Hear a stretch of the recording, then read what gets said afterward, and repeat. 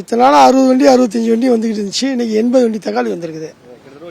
20 வண்டி 200 டன்னு ஜாஸ்தி, 200 டன்னு ஜாஸ்தியாக வந்திருக்கு. அதனால விலை கொஞ்சம் கம்மியாக விற்கிது. இன்னைக்கு வந்து 250 200 பெரிய பாக்ஸ் 25 கிலோ பாக்ஸ் 450 ரூபா வரைக்கும் வித்துருக்கு. 400 450 350 இப்படி போயிட்டு இருந்தது. இன்னைக்கு படார்னு விலை கம்மி 200 ரூபா வரைக்கும் வந்துச்சு. 10 ரூபா 25 to 27 25 to 27 10 ரூபா கணக்கில் தான் வந்திருக்கு இன்னைக்கு. ஆமாம், கிலோ 10 ரூபா மாட்டோம் இன்னைக்கு. திடீர்னு தக்காளி நம்ம கோயம்பேடு மார்க்கெட்டுக்கு அதிகமாக வரதுக்கான காரணம் விளைச்சல் அதிகம். வெளிமாநிலங்களில் போன வருஷம்லாம் இந்த நேரத்தில் வந்து கிலோ 40 ரூபா வந்துச்சு.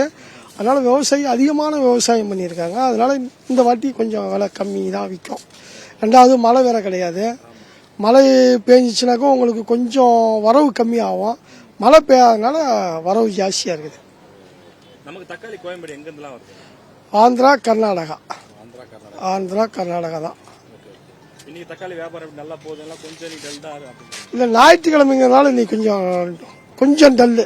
மற்ற நாளாக இருந்தால் கொஞ்சம் லீவு நாள் இல்லையா, அதனால கொஞ்சம் டல்லு இருக்கு. மற்ற நாளாக இருந்தால் இது எல்லாமே காலியாயிருக்கும். ஆமாம், அதில் இல்லையாதனால அப்படியே நிற்கிது. தக்காளிலாம் கொஞ்சம் அப்படியே நிற்கிது. வியாபாரிகள் என்ன சொல்லிட்டு போறாங்க தக்காளி வாங்குறது?